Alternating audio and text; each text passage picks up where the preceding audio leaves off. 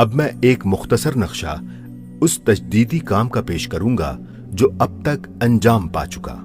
उमर बिन अब्दुल अजीज रहमतुल्लाह अलैह इस्लाम के सबसे पहले मुजद्दिद उमर बिन अब्दुल अजीज हैं। शाही खानदान में आंख खोली, होश संभाला तो अपने बाप को मिस्र जैसे अजीमुशान सूबे का गवर्नर पाया।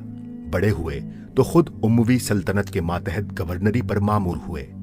शाहाने बनी उमैया ने जिन जागीरों से अपने खानदान को माला माल किया था, उनमें उनका और उनके घराने का भी बहुत बड़ा हिस्सा था। हत्ता के खास उनकी जाती जायदाद की आमदनी 50,000 अशरफी सालाना तक पहुंचती थी। रईसों की तरह पूरी शान से रहते थे। लिबास, खुराक, सवारी, मकान, आदात व खसाइल सब वही थे जो शाही हुकूमत में शहजादों के होते हैं। इस लिहाज से उनका माहौल इस काम से दूर की मुनासबत भी न रखता था जो बाद में उन्होंने अंजाम दिया। लेकिन उनकी मां हजरत उमर रज़ियल्लाहु ताला अन्हु की पोती थीं। नबी सल्लल्लाहु अलैहि वसल्लम की वफात को 50 ही बरस हुए थे जब वो पैदा हुए। उनके जमाने में सहाबा और ताबईन बकसरत मौजूद थे। इब्तदा में उन्होंने हदीस और फिक़ह की पूरी तालीम पाई थी, यहां तक के मुहद्दिसीन की सफ़े अव्वल में शुमार होते थे और फिक़ह में इज्तिहाद का दर्जा रखते थे। बस इल्मी हैसियत से तो उनके लिए ये जानने और समझने में कोई दिक्कत ना थी कि नबी सल्लल्लाहु अलैहि वसल्लम खुलफ़ाए राशिदीन महदीयीन के अहद में तमद्दुन की असास किन चीज़ों पर थी और जब खिलाफत बादशाही से बदली तो उन बुनियादों में किस नौइयत का तगय्युर वाक़े हुआ। अलबत्ता जो चीज़ अमली हैसियत से उनके रास्ते में रुकावट हो सकती थी वो ये थी कि अब उस जाहिली इनकलाब का बानी खुद उनका अपना खानदान था। उसके तमाम फायदे और बेहदो हिसाब फायदे उनके भाई बंदों और खुद उनकी जात और उनके बाल बच्चों को पहुंचते थे और उनकी खानदानी अज़बियत, जाती तमा और अपनी आइंदा नस्ल की दुनियावी खैरखाही का पूरा तकाजा ये था कि वो भी तख्त शाही पर फिरऔन बनकर बैठे, अपने इल्म और ज़मीर को ठोस मादी फायदों के मुकाबले में कुर्बान कर दें और हक, इंसाफ, अखलाक और उसूल के चक्कर में ना पड़ें। मगर जब 37 साल की उम्र में बिल्कुल इत्तफाकी तौर पर तख्त शाही उनके हिस्से में आया और उन्होंने महसूस किया कि किस कदर अजीमुशान जिम्मेदारी उन पर आन पड़ी है, तो दफातन उनकी जिंदगी का रंग बदल गया। उन्होंने इस तरह किसी अदना तामुल के बगैर जाहिलियत के मुकाबले में इस्लाम के रास्ते को अपने लिए मुंतखब किया कि गोया ये उनका पहले से सोचा हुआ फैसला था। तख्त शाही उन्हें खानदानी तरीक पर मिला था, मगर बैत लेते वक्त मजमा आम में साफ कह दिया कि मैं अपनी बैत से तुम्हें आजाद करता हूं, तुम लोग जिसे चाहो खलीफा मुंतखब कर लो। और जब लोगों ने बरज़ाओ रग़बत कहा कि हम आप ही को मुंतखब करते हैं, तब उन्होंने खिलाफत की अनान अपने हाथ में ली।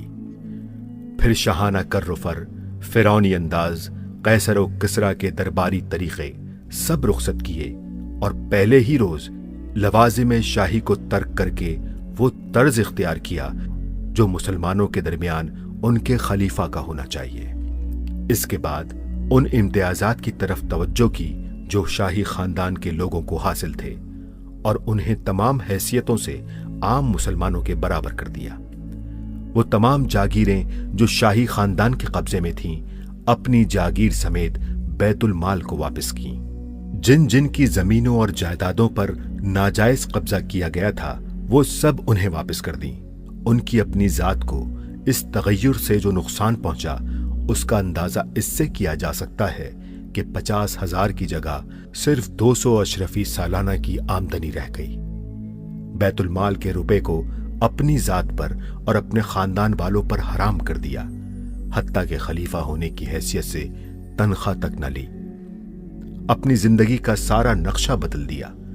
खलीफा होने से पहले शाहाना शान के साथ रहते थे, खलीफा होते ही फकीर बन गए। हाशिया, सीरत निगारों का बयान है कि खिलाफत से पहले 1000 दरहम का जोड़ा भी उमर बिन अब्दुल अजीज को पसंद ना आता था, मगर खलीफा होने के बाद 4-5 दरहम के जोड़े को भी वो अपने लिए बहुत शानदार समझते थे। گھر اور خاندان کی اس اصلاح کے بعد نظام حکومت کی طرف توجہ کی۔ ظالم گورنروں کو الگ کیا اور ڈھونڈ ڈھونڈ کر صالح آدمی تلاش کیے کہ گورنری کی خدمت انجام دیں۔ عاملین حکومت جو قانون اور ضابطے سے آزاد ہو کر رعایا کی جان، مال اور آبرو پر غیر محدود اختیار کے مالک ہو گئے تھے، انہیں پھر ضابطے کا پابند بنایا اور قانون کی حکومت قائم کی۔ ٹیکس عائد کرنے کی پوری پالیسی بدل دی اور وہ تمام ناجائز ٹیکس جو شاہان بنی امیہ نے عائد کر دیے تھے، جن میں آبکاری تک کا محصول شامل تھا، یک قلم موقوف کیے۔ زکوٰۃ کی تحصیل کا انتظام از سر نو درست کیا اور بیت المال کی دولت کو پھر سے عام مسلمانوں کی فلاح و بہبود کے لیے وقف کر دیا۔ غیر مسلم رعایا کے ساتھ جو ناانصافیاں کی گئی تھیں، ان سب کی تلافی کی۔ ان کے معابد جن پر ناجائز قبضہ کیا گیا تھا، انہیں واپس دلائے۔ ان کی زمینیں جو غصب کر لی گئی تھیں، پھر واگزاشت کی، اور ان کے تمام وہ حقوق بحال کیے جو شریعت کی روح سے انہیں حاصل تھے۔ عدالت کو انتظامی حکومت کے دخل سے آزاد کیا اور حکم بین الناس کے ضابطے اور اسپرٹ دونوں کو شاہی نظام کے اثرات سے پاک کر کے اسلامی اصول پر قائم کر دیا۔ اس طرح حضرت عمر بن عبدالعزیز کے ہاتھوں سے اسلامی نظام حکومت دوبارہ زندہ ہوا۔ پھر انہوں نے سیاسی اقتدار سے کام لے کر لوگوں کی ذہنی، اخلاقی اور معاشرتی زندگیوں سے جاہلیت کے ان اثرات کو نکالنا شروع کیا جو نصف صدی کی جاہلی حکومت کے سبب سے اجتماعی زندگی میں پھیل گئے تھے۔ فاسد عقیدوں کی اشاعت کو روکا، عوام کی تعلیم کا وسیع پیمانے پر انتظام کیا، قرآن، حدیث اور فقہ کے علوم کی طرف اہل دماغ طبقوں کی توجہات کو دوبارہ منعطف کیا، اور ایک ایسی علمی تحریک پیدا کر دی جس کے اثر سے اسلام کو ابو حنیفہ، مالک، شافعی اور احمد بن حنبل رحمہم اللہ جیسے مجتہدین میسر آئے۔ اتباع شریعت کی روح کو تازہ کیا۔ شراب نوشی، تصویر کشی اور عیش و تنام کی بیماریاں جو شاہی نظام کی بدولت پیدا ہو چکی تھیں، ان کا انسداد کیا، اور فی الجملہ وہ مقصد پورا کیا جس کے لیے اسلام اپنی حکومت قائم کرنا چاہتا ہے، یعنی الذین ان مکناہم فی الارض اقاموا الصلاة وآتوا الزکاة وامروا بالمعروف ونہوا عن المنکر۔ سورہ حج۔ بہت ہی قلیل مدت میں اس انقلاب حکومت کے اثرات عوام کی زندگی پر اور بین الاقوامی حالات پر مترتب ہونا شروع ہو گئے۔ ایک راوی کہتا ہے کہ ولید کے زمانے میں لوگ جب آپس میں بیٹھتے تو امارات اور باغوں کے متعلق گفتگو کرتے۔ سلیمان عبد الملک کا زمانہ آیا تو عوام کا مذاق شہوانیت کی طرف متوجہ ہوا، مگر عمر بن عبدالعزیز حکمراں ہوئے تو حالت یہ تھی کہ جہاں 4 آدمی جمع ہوتے، نماز، روزہ اور قرآن کا ذکر چھڑ جاتا تھا۔ غیر مسلم رعایا پر اس حکومت کا اتنا اثر ہوا کہ 1000 در 1000 آدمی اس مختصر سی مدت میں مسلمان ہو گئے، اور جزیے کی آمدنی دفعتاً اتنی گھٹ گئی کہ سلطنت کے مالیات اس سے متاثر ہونے لگے۔ مملکت اسلامی کے اطراف میں جو غیر مسلم ریاستیں موجود تھیں، عمر بن عبدالعزیز نے انہیں اسلام کی طرف دعوت دی، اور ان میں سے متعدد ریاستوں نے اس دین کو قبول کر لیا۔ اسلامی حکومت کی سب سے بڑی حریف سلطنت اس وقت روم کی سلطنت تھی، جس کے ساتھ 1 صدی سے لڑائیوں کا سلسلہ جاری تھا، اور اس وقت بھی سیاسی کشمکش چل رہی تھی۔ مگر عمر بن عبدالعزیز کا جو اخلاقی اثر روم پر قائم ہوا، اس کا اندازہ ان الفاظ سے کیا جا سکتا ہے جو ان کے انتقال کی خبر سن کر خود قیصر روم نے کہے تھے۔ اس نے کہا کہ اگر کوئی راہب دنیا چھوڑ کر اپنے دروازے بند کر لے اور عبادت میں مشغول ہو جائے تو مجھے اس پر کوئی حیرت نہیں ہوتی، مگر مجھے حیرت ہے تو اس شخص پر جس کے قدموں کے نیچے دنیا تھی اور پھر اسے ٹھکرا کر اس نے فقیرانہ زندگی بسر کی۔ اسلام کے مجدد اول کو صرف 2.5 سال کام کرنے کا موقع ملا، اور اس مختصر سی مدت میں اس نے یہ انقلاب عظیم برپا کر کے دکھا دیا، مگر بنی امیہ سب کے سب اس بندہ خدا کے دشمن ہو گئے۔ اسلام کی زندگی میں ان کی موت تھی، وہ اس تجدید کے کام کو کس طرح برداشت کر سکتے تھے؟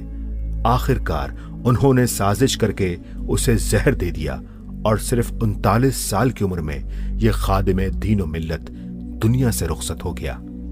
جس کار تجدید کو اس نے شروع کیا تھا، اس کی تکمیل میں اب صرف اتنی کسر باقی رہ گئی تھی کہ خاندانی حکومت کو ختم کر کے انتخابی خلافت کا سلسلہ پھر سے قائم کر دیا جاتا۔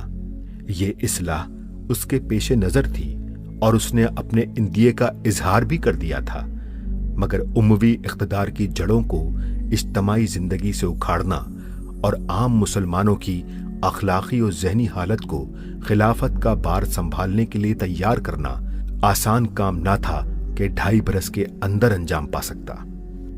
اب آئیے، یہ جو مجددین کا تصور میں نے پیش کیا ہے، اس سلسلہ مجددین کی پہلی کڑی ہے حضرت عمر بن عبدالعزیز رحمت اللہ علیہ، جنہیں ہمارے ہاں 5واں خلیفہ راشد بھی کہا جاتا ہے۔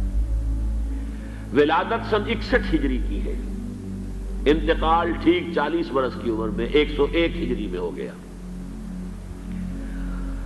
خلافت صرف 2 سال حضرت ابوبکر کی طرح، سن 99 ہجری سے 101 ہجری ہے۔ خود یہ مروان بن حکم کے پوتے تھے۔ بنو امیہ کے جو خلفاء ہیں ان کی 2 شاخیں ہیں۔ امیہ کے 2 بیٹوں سے جو شاخیں چلی ہیں، ایک حرب سے چلی ہے، اس میں ابو سفیان تھے لیکن وہ خلیفہ نہیں تھے، لیکن امیر معاویہ، پھر یزید کا بیٹا تھا معاویہ ثانی۔ دوسری شاخ جو تھی وہ مروان ابن حکم سے چلی ہے، اور اس میں ہے اصل میں جو 10 خلفاء آئے ہیں بنو امیہ کے۔ یہ مروان بن حکم کے پوتے تھے، لیکن ان کی والدہ حضرت عمر کی پوتی تھی۔ یہ جو امتزاج ہوا ہے، یہ جو حضرت عمر فاروق رضی اللہ تعالیٰ عنہ کا خون ان کی رگوں میں پہنچا ہے، اب وہ بڑا مشہور واقعہ ہے، دلچسپ واقعہ ہے کہ حضرت عمر ایک روز اپنی رات کی گشت پر تھے، جو آپ خبر گیری کے لیے رات کو سفر کرتے تھے شہر کے اندر، تو آپ نے دیکھا small hours of the morning, صبح کا فجر سے کچھ وقت پہلے کا وقت ہوگا، ایک گھر میں سے آواز آ رہی ہے ماں بیٹی کی گفتگو کی۔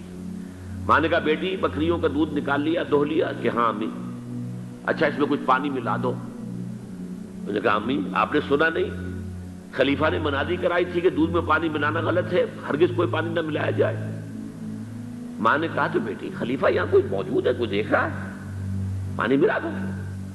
بیٹے نے کہا کہ امی خلیفہ نہیں ہے، اللہ تو موجود ہے، اللہ تو دیکھ رہا ہے۔ حضرت عمر نے وہ بات سن لی، اس گھر کو آپ نے تاک لیا اور جا کے اپنے بیٹے عاصم سے کہا کہ وہاں رشتہ کر لو۔ وہ ہے لڑکی پھر جس کے نسل سے یہ حضرت عمر بن عبدالعزیز یہ پیدا ہوئے۔ تو یہ در حقیقت پوتی ہے حضرت عمر فاروق کی، ان کی والدہ ام عاصم، اور یہ خود پوتے تھے مروان بن حکم کے۔ اور جو 8واں خلیفہ تھا بنو امیہ کا سلیمان، اس کی وصیت کے مطابق یہ خلافت ان کو ملی تھی۔ اب آپ ذرا یہ سوچئے، جائزہ جو ہمیں آج لینا ہے، اس وقت تک دین کے اوپر کون سے گرد و غبار آئے تھے کہ جن کو حضرت عمر بن عبدالعزیز نے صاف کیا؟ ابھی 100 برس بھی نہیں ہوئے حضور کے انتقال کو، ابھی یہ 90 برس ہو گئے ہوں گے یا 80-85 برس ہو گئے۔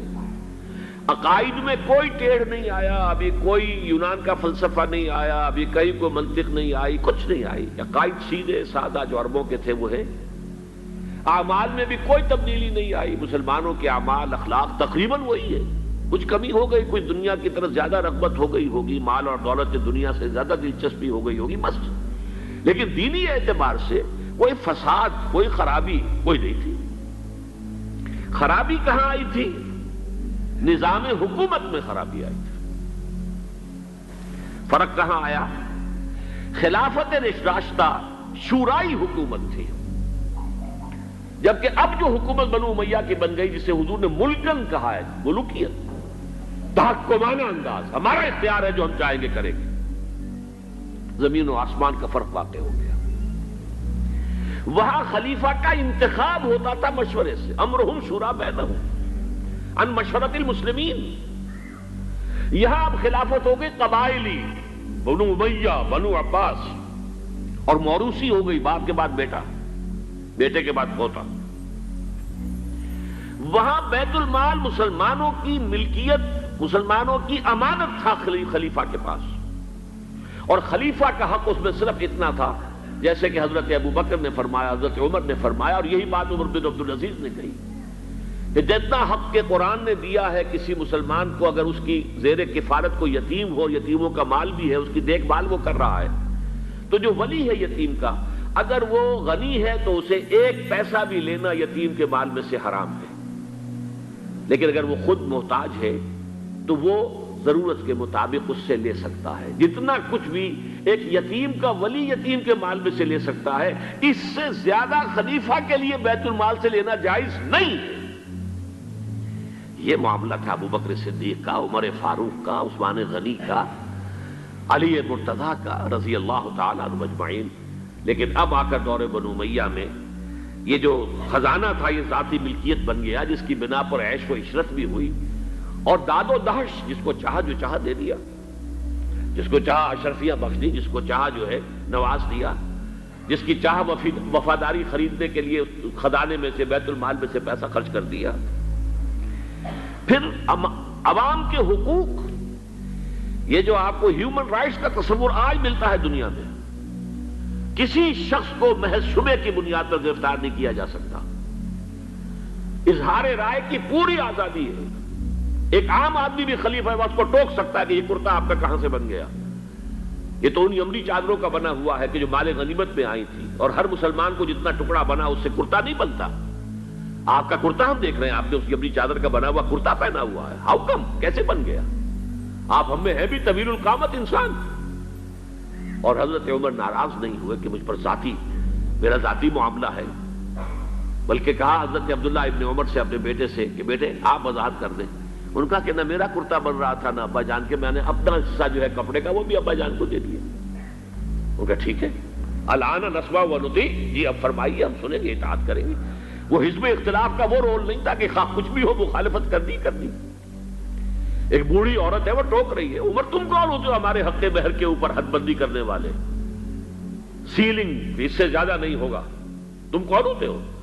قرآن میں تو اللہ نے قنطار کا لفظ استعمال کیا. ڈھیروں مال دیا ہو اگر مہر میں، تب بھی اگر طلاق دیتے ہو تو تم واپس لینے کے حقدار نہیں ہو. حضرت عمر نے تسلیم کیا کہ آج ایک عورت نے عمر کو دین سکھایا اور اپنا آرڈیننس واپس لے لیا.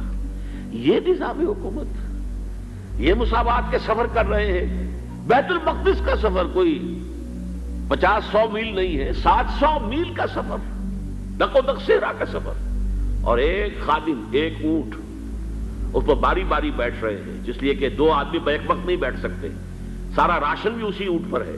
ایک منزل خلیفہ اوپر بیٹھے ہیں تو خادم جو ہے نکیل پکڑ کر آگے چل رہا ہے. اگلی منزل میں اب خادم اوپر بیٹھا ہے اور خلیفہ جو ہے نکیل پکڑ کے آگے چل رہا ہے.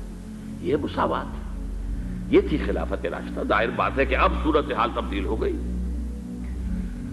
پہلے ملک جو تھا وہ اللہ کا تھا، اب ذاتی جاگیر بن گیا، اور اس ذاتی جاگیر میں سے جاگیریں دے دی گئی اپنے خاندان والوں کو، بنو امیہ کو سب سے بڑھ کر، اپنے جو بھی اور وفادار ہیں، جو بھی اور حمایتی ہیں ان کو. اس کے علاوہ جس کے لیے حضور نے اسے ملکن اعظم کہا ہے، ملکن اعظم. افزا یعوزو کہتے ہیں دانتوں سے کاٹنے کو، کاٹ کھانے والی، کٹ کھنی. جیسے کاٹ کھانے والا کتا ہوتا ہے، کٹ کھنا کتا، تو یہ کٹ کھنی ملوکیت، اس کے لیے نوٹ کیجئے اسی دور میں حضرت عمر بن عبدالعزیز سے پہلے اسی دور بنو امیہ میں سانحہ کربلا ہوا، عظیم ترین سانحہ. پھر واقعہ حرہ ہوا، 3 دن تک مدینے کو حلال کر دیا گیا فوجیوں کے لیے. جس طرح چاہو لوٹو، جس طرح چاہو عصمت دری کرو، جو چاہو کرو، مال عزت سب تمہارے لیے جائز. مسلمانوں کے ہاتھوں ہوا ہے، اور مدینے کا ہوا، مدینے کا شروع ہوا. پھر اسی دور میں حضرت عبداللہ ابن زبیر کی شہادت ہوئی سن 73 ہجری میں. پھر حجاج ابن یوسف جیسا ڈکٹیٹر اسی دور میں تھا.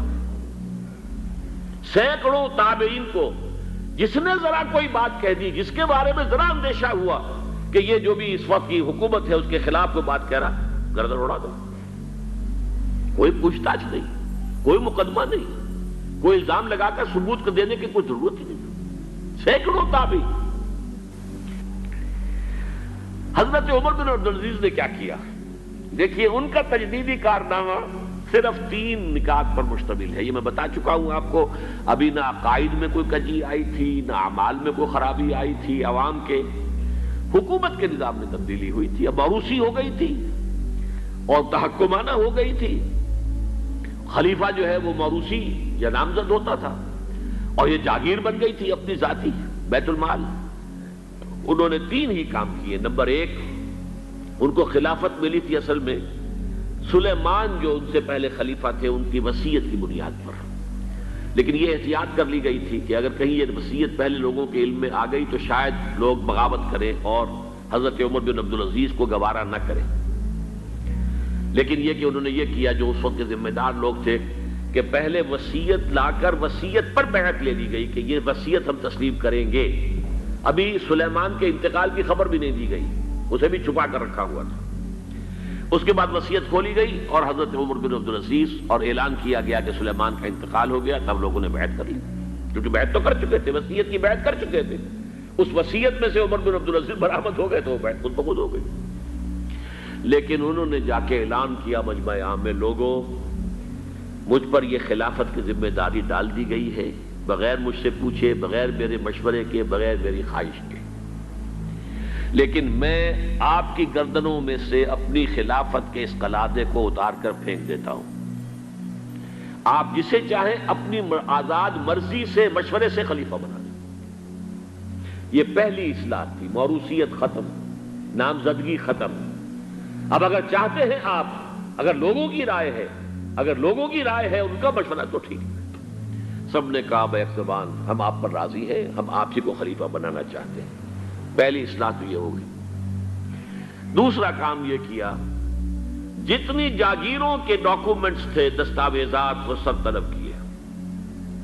خود اپنے گھر سے اپنی بیوی کے سارے زیورات، عبد الملک بن مروان کی بیٹی سارے زیورات بیت المال میں داخل کر دی۔ اپنی جاگیر سب سے پہلے اپنی جاگیر کو ختم کیا۔ اس زمانے میں شریڈر تو تھے نہیں، مشین تو تھی نہیں، مسجد میں بیٹھے ہوئے تھے حضرت عمر بن عبدالعزیز، اور وہ ایک ایک وثیقہ لایا جاتا تھا اور وہ قینچی سے کاٹ کاٹ کے پھینک رہے تھے۔ بڑا طوفان مچ گیا بنو امیہ کے لوگوں کے اندر، یہ کیا ہو رہا ہے؟ ایک وفد بھی آیا کہ دیکھیے آپ اپنے سے پہلے لوگ جو کچھ انہوں نے کیا تھا، آپ اب جو چاہیں آپ کریں، لیکن پہلے جن لوگوں نے جو کچھ کیا ہے اس کی نفی تو نہ کیجیے۔ حضرت عمر بن عبدالعزیز پوچھتے ہیں دیکھو اگر تمہارے پاس ایک فرمان ہو امیر معاویہ کا اور ایک ہو ان کے بعد کسی چوتھے پانچویں پشت کے اندر آنے والے کا، تو کس کے فرمان کو زیادہ اہمیت ہوگی؟ سب نے کہا امیر معاویہ کے فرمان کی زیادہ اہمیت ہوگی۔ تو فرمایا پھر میرے پاس فرمان جو ہے وہ امیر معاویہ سے بھی بہت پہلے کا ہے، میرے پاس اللہ کی کتاب ہے، قرآن ہے، میں اس کی منہ سے طے کر رہا ہوں، لہذا ہو جائے کم وقت میں، کوئی ناراض ہوتا تو ہو۔ ساری جاگیریں ختم کر دی۔ نمبر 3، واقعہ یہ ہے کہ خود اپنی زندگی کے اندر جو عسرت اور جو تنگ دستی اور جو سادگی اختیار کی ہے، میں سمجھتا ہوں غالباً اس میں وہ حضرت ابوبکر حضرت عمر کو بھی مات دے گئے ہیں رضی اللہ تعالیٰ عنہ۔ حالانکہ بڑے ہی ایک تو حسین اور جمیل انسان تھے، خوش شکل، خوش لباس، شہزادے تھے، گورنر بھی رہے تھے، پھر ان کے والد جو ہے طویل عرصے تک مصر کے گورنر تھے، وہاں ان کی پرورش ہوئی تھی گورنر کے بیٹے کی حیثیت سے، اعلیٰ لباس پہنتے تھے، خوشبو کے اندر اس طریقے سے بسا ہوا کہ جہاں سے گزر گئے ہیں پورا راستہ معطر ہو جاتا تھا۔ لیکن اب اچانک جو آیا ہے، جیسے ہی یہ بیعت ہوئی ہے خلافت کی، ان کی اہلیہ کہتی ہیں، حضرت فاطمہ ان کا نام تھا، کہ آ کر بیٹھ کر اور مصلے پر رونا شروع کر دیا۔ میں نے پوچھا کیوں، کیا ہوا؟ کہ یہ جو بوجھ مجھ پر آن پڑا ہے، یہ ذمہ داری، رونا شروع کیا۔ اور اس کے بعد واقعہ یہ ہے کہ انہوں نے ذاتی زندگی میں کپڑا صرف ایک جوڑا، 2 بھی نہیں، جمعے کے لیے بھی اس کے دھو کر سوکھنے کے لیے انتظار کرنا پڑتا تھا، تب جا کر پہن کر اس کو جمعے میں جاتے تھے۔ ایک دفعہ آئے ہیں اپنی بچیوں سے گفتگو کر رہے تھے، تو بچیوں کو دیکھا عجیب حال ہے کہ وہ جو بھی بات کرتی ہیں پھر اپنے منہ پر ہاتھ بھی رکھ لیتی ہیں۔ پوچھا کیا سبب ہے؟ کہنے لگی آج ہم نے صرف پیاز سے روٹی کھائی ہے، ہمارے منہ سے بدبو آ رہی ہوگی، ہم نہیں چاہتی کہ آپ کو اس بدبو سے تکلیف پہنچے. حضرت عمر رونے لگے، لیکن کہا انہوں نے کہ میری بیٹیوں کیا تم یہ پسند کرو گی کہ تمہیں دنیا کی نعمتیں ملے اور عیش ہو اور تمہارا باپ جہنم میں جائے؟ ان بچیوں نے پھر رونا شروع کر دیا. سارے زیورات ختم، اپنی جاگیر ختم. وہ آپ نے پڑھے ہوں گے واقعات کہ اگر چراغ بھی ہے رات کو سرکاری کام کر رہے ہیں تو وہ جو بیت المال کے تیل سے جو جلنے والا چراغ ہے وہ روشن ہے. خادم نے آ کر کو گھریلو بات کرنی چاہیے تو کہا پہلے چراغ گل کر دو پھر بات کرو. ذاتی بات ہو رہی ہو تو سرکاری جو تیل کا چراغ ہے وہ نہیں جلے گا. میں یہ سمجھتا ہوں، میں علی وجہ البصیرت کہہ رہا ہوں کہ میرے نزدیک تو اس قدر شاید باریک بینی کی باتیں جو ہیں میرے علم میں نہیں ہے کہ حضرت ابو بکر اور حضرت عمر، اور پھر یہ کہ وہاں کوئی ایسا کنٹراسٹ، سائملٹینیس کنٹراسٹ نہیں تھا. اس لیے کہ حضور کے ساتھ جد و جہد کرتے ہوئے ان کی زندگیوں میں پہلے بھی فقر اور ساری اختیاری فقر کی کیفیات تھی. یہاں تو اچانک ہوا ہے کہ اس سے پہلے ایک بہت خوش باش، خوش لباس، خوش شکل، بہت ہی ہر طرح کے ناز و نعم کے اندر پلا ہوا انسان، شہزادہ، اچانک بوجھ آیا ہے تو زندگی کے اندر انقلاب آ گیا. یہ ہے خلیفہ اول. خلیفہ خامس ان کو کہا جاتا ہے، خلافت راشدہ میں شامل کیا جاتا ہے.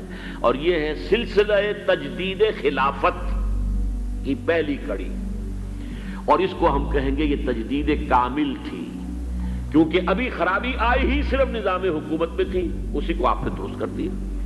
یہ دوسری بات ہے کہ یہ بہت شارٹ لیوڈ رہی ہے، بات آگے نہیں چلی ہے، ان کو زہر دے دیا گیا، اس لیے کہ یہ بات زیادہ قابل برداشت نہیں تھی بنو امیہ کے پورے خاندان کے لیے، قبیلے کے لیے. انہیں گمان غالب یہی ہے کہ زہر دے کر جو ہے انہیں شہید کیا گیا ہے.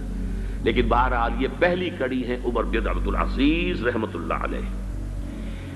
تو جدو یہ پھر حکومت گڑ پی گئی بن چاہیا، ہوں بھی لوگ آتے آ فلاں پارٹی جت گئی، فلاں پر مبارک آتے ہیں، دستور جو ہے زمانے، حالانکہ مبارکباد کیا دی جانی. اسلام دے نقطہ نظر جڑا میں کچھ حدیثاں تھوڑے سامنے پڑھو، حضور نے ذہن ہی بدل کہ حکومت دا عہدہ کوئی اعزاز نہیں، نہ کوئی مرتبہ ہے، ایک بہت بڑا امتحان اور مصیبت ہے. یہ تسی پھنس گئے، تسی آزمائش مبتلا ہو گئے، تے کدی مبارک لینی، کدی شاباشاں لڑیاں، تسی یہ سمجھو اللہ دی عدالت جو کھڑے ہو گئے کہ اگر نہ پورا کر سکے اپنی گلاں نوں تہاڈی شامت آ جانی. کوئی مبارک نہیں سی لیندا تے نہ مبارک. حضرت عمر بن عبد العزیز نوں لوگ پرانے رواج دے مطابق گئے، وہ اپنے حجرے بیٹھے دروازہ بند کر، جدوں ویکھیا تو بیٹھے روندے سی.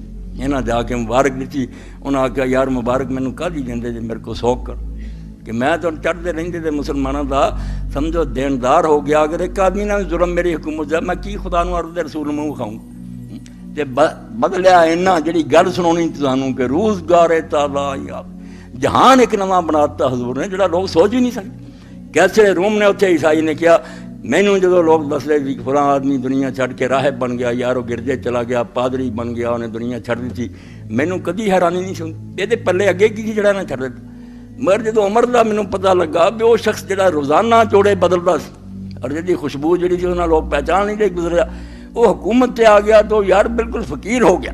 اور انہیں جڑے کھچر اور گدھے بھی سی بندے آخیا بیچو بیت المال جمع کرو، میری سواری لی تے گدھا ہی کافی، میں انہیں سواریاں کی کرنی. اور گھر جا کے اپنی بیوی نو آخیا فاطمہ نو جدا باپ عبد الملک حاکم رہا، دو بھرا حاکم لنگ گئے، ہوں آپ خلیفہ باقی دو بھرا، انہوں جا کے آخیا فاطمہ جڑا تیرے پیو نے ہار دیتا سی جنوں جہیز وہ سب ناجائز ہے، مسلمانوں دا مال لٹیا، میرا تیرا وقت جڑا لنگ گیا، ہوں میں ہو گیا مسلمانوں دا ایک قسم دا نوکر، میرے نال گل کر رہا رہنا ہی تو ہار واپس خزانے نو کر دے، تے ہار سنبھالنا ہی تو میرے کو طلاق لے لا، تو جا کے جہاں عیاشیاں کر رہی ہیں پراواں نہ کر لی. پھر عمر کو انہوں نے شاید آس کوئی نہ رکھی، وہ بھی نیک ہو گئی. انہیں آخیا عمر جے تو بدل گیا تو میں ہار کر لے کے کی کر. بالکل فقیر درویش. تو کیسر نے آخیا جڑے لوگ راہب بن جاتے سی دنیا چھڈ کے، وہ کی سی انہوں نے پلے جڑا چھڈ گئے. مگر عمر نے جس دن حکومت ملنے تو بعد سب کچھ چھڈ دیتا، نہ وہ خوشبوئاں رہیاں نہ لباس رہے. ایک وقت آیا ملازم نے آخیا تو میرے لیے کپڑا خرید کے لیا، تو خرید کے لیا کپڑا، انہیں پیسہ لا ایڈا پیڑا لبا تو اتوں پیڑا ہے ہی نہیں سی اس دکان. انہیں آ کے حضرت عمر نے اس طرح پرتھا نہ مڑیا تو کہنے لگے یار تو بڑا نرم ناد کے لے کے آ گیا، تو ہور کپڑا نہیں سی کوئی سستا لبا، اور رو پیا. انہیں آخیا امیر میں وہی وقت میں دیکھا جدو میں آلہ تو آلہ لیا تو آتا یہ چنگا نہیں سی لبا تم، اج یہ میں پیڑے تو پیڑا لب کے آیا جب تو ہے ہی نہیں پیڑا کچھ، مینوں بھی آخنا نرم ناد کے لائے. بدل گیا. دنیا نے دیکھا کہ 2 سال جو اس طرح زمین سے رہا جی اللہ تو ڈر والا بندہ رہی. اس تو اللہ دے رسول دا اصل کارنامہ پیغمبر خدا دا اصل ہے کہ آپ نے دین و دولت نو دنیا اور حکومت نو ایک تھاں کر